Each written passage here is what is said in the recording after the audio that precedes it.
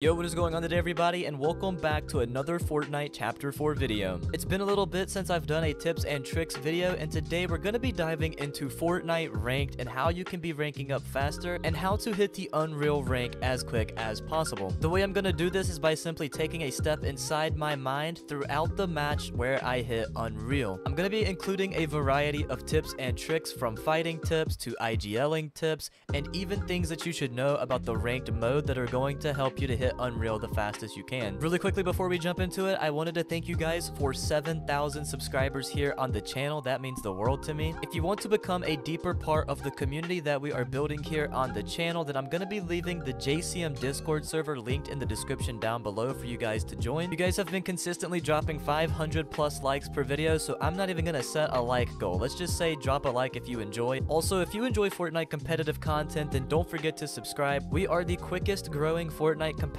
community on YouTube, so you definitely want to be a part of what we have going on here, as well as typing in code JCMYT in your Fortnite item shop. So starting off in this match, I was in the champion rank at 77%. This is the game that got me into the Unreal rank. So as I'm going inside my mind through this gameplay from start to finish, my goal is to share as many tips and tricks and thoughts that I was having as possible that can maybe help you guys into hitting Unreal as well. Now, where you're landing and how you're playing your off spawn is arguably the most important part of your entire match. It doesn't necessarily matter exactly where you land as long as you have the best drop for that spot. The thing about these higher ranks is it's never an easy thing to predict how many people are going to be landing at your spot, so you just have to make sure you're the first person there every single time. For me in this gameplay, I was landing on a kinetic blade spawn because this was before they vaulted the kinetic blades, and then I would use the blade to rotate into a looting route, basically securing me mobility for every match. Now, one thing that you might want to consider is that if you die off spawn in the champion rank, you're likely going to lose a lot of percent towards your rank. And something else that you need to keep in mind with that fact is that when you're going for eliminations, you really want to focus on getting kills late game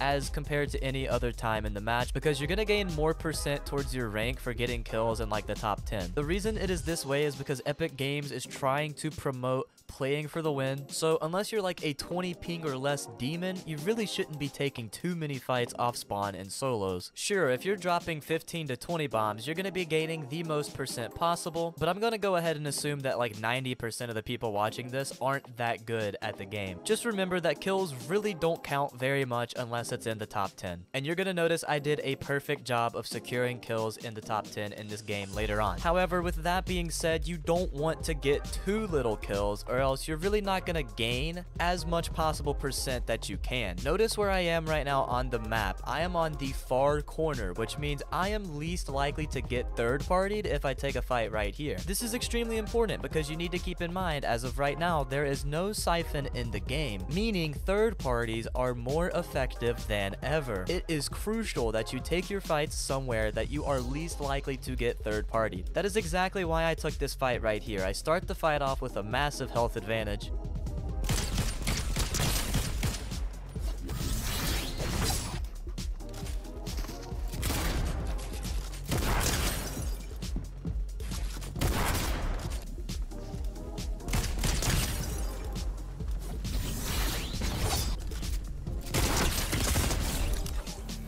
Notice how my health did not increase when I got that elimination. Now, hopefully by Chapter 4 Season 3, Siphon will be added back into competitive, but it is literally the #1 thing that you need to watch for when taking fights. Now, I noticed that I had a hollow key in my inventory, so this is where a little bit of map knowledge comes into play. I know that there is a hollow chest site near me, so I ended up rotating to that and copying myself a heavy sniper. The heavy sniper in solos, despite its recent nerf to builds, it can still one-shot to the head, so in solos, it's a pretty important item in my opinion if you consider yourself a good sniper. At this point in the match, especially in solos, you want to be focused on the start of Zone 3. This is when your cache is going to spawn into the map, and it is extremely important that you get your slurp juices. That is actually something that I failed to do in this gameplay, and I still ended up winning, so it's not the biggest deal in the world if you're not able to get your cache, but it is a massive advantage to have those slurp juices because they are so broken. Now right here, we are dead slap in the middle of mid-game. I was rotating trying to get into the center of the zone when this guy was just flying around on his ODM gear, so I sat in this bush because I didn't think he would notice me. This guy ends up jumping me and bringing me so close to my death, and I'm gonna show you exactly how I finagled my way out of this situation.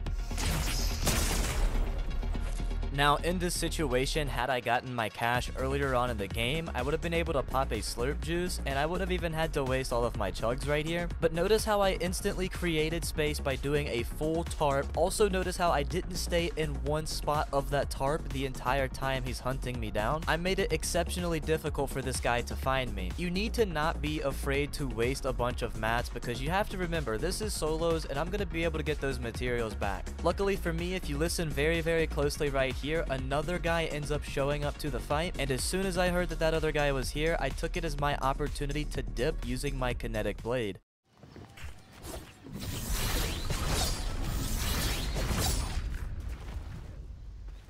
Being able to exit that situation as efficiently as I did was the most pivotal part of this game that allowed me to continue on and get the win. Now, here's the thing about Fortnite Ranked. In ranks as high as the Elite or Champion or maybe even in Unreal, you're gonna notice that the games aren't really that stacked. It's pretty similar to Arena in the way that most people just W key and the lobbies die out pretty quickly. Keeping that information in the back of my head, I decided it would probably be a good idea, since I am now really down on mats and loot and stuff, to rotate over to Shattered and get the excess loot out of the vault. This ended up paying off big time for me. I was able to scavenge around, get my shield back up, and I even had so much time to remax all of my materials. That way I could head into late game, the most important part of the game, with everything that I need to capitalize on it. Now, you're gonna notice we are getting very close to the top 10 players. This is the exact moment I begin to look for fights to take, and essentially this is where I try and start going crazy and getting as many kills as I possibly can, because every kill from this point forward is worth a lot of percent towards my rank. Whether you are really, really good at fighting or really bad at fighting, this is where you need to full send both feet in the door, give it your best shot, and just get all the kills that you can, because I seriously cannot stress enough how much percent you gain from these top 10 eliminations. I ended up picking up a really clean snipe right here.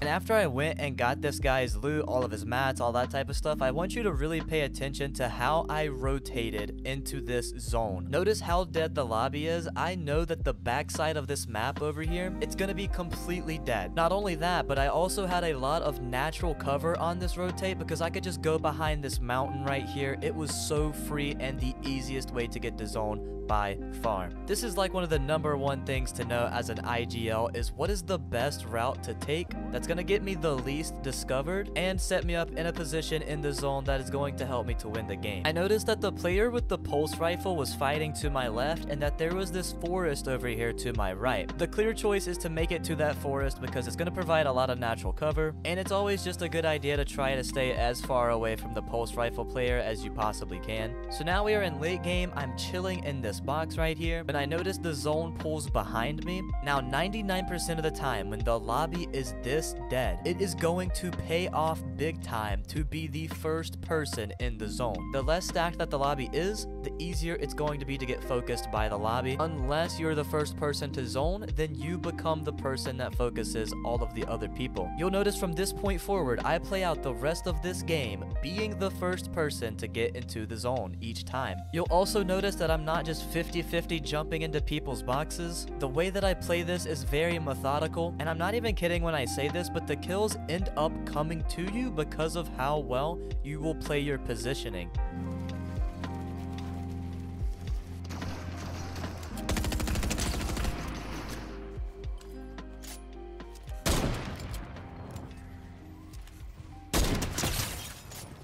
Again, on this rotate, I want you to notice how I was the first person to get ahead and super close to zone, and how this is going to benefit me going into the rest of this match.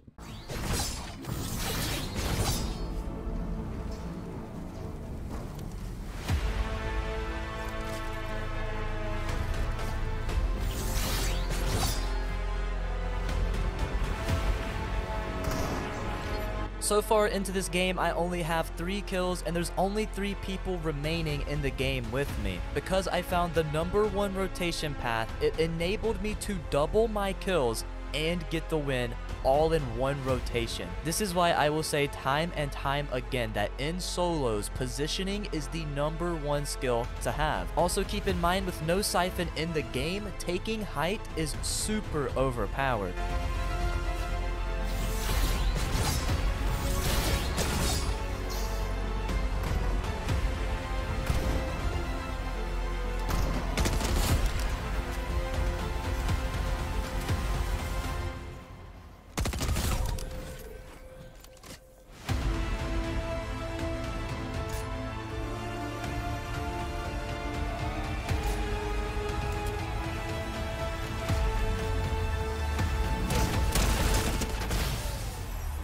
So there you have it. I got a 6-kill win, and all I really did was play positioning perfectly. You don't have to be some 0-ping freak of nature to end up hitting the Unreal rank. Absolutely anybody can implement the practices that I showed off in this video and hit Unreal for sure. It just takes a little bit of practice and a little bit of your time each and every day. Notice I easily ended up gaining the 23% that I needed to go from Champions to Unreal, but I'd be willing to bet you that if you did this in Platinum 3, you would gain maybe like 40% or so, and you would definitely hit at least Diamond 1 from that. If you could somehow find a way to do this every single game, I mean, you'd pretty much gain almost half a rank from a win like this. Let me know what you think down in the comment section below. Me personally, I'm kind of hoping that Epic rewards top 3s a little bit more, because if you were to do exactly what I did in this video except get a 2nd place, you would only gain like 10 to 15%, and I don't think that's enough. If you made it this far into the video, you are an absolute legend, and I wish you the best of luck on your Fortnite ranked journey. Be sure to comment the water drop emoji down in the comment section below if you made it to this point of the video, because you guys already know I'm trying to see who the real ones are. And I hope that this video does end up helping you out a little bit when it comes to Fortnite ranked. Hopefully next season they will make some adjustments and it'll be a little bit more fun. If you want to see another video of mine, it is on screen now. That would mean a lot to me. And as always, guys, I hope you have a fantastic rest of your day or night, and I will catch you all in the very next video.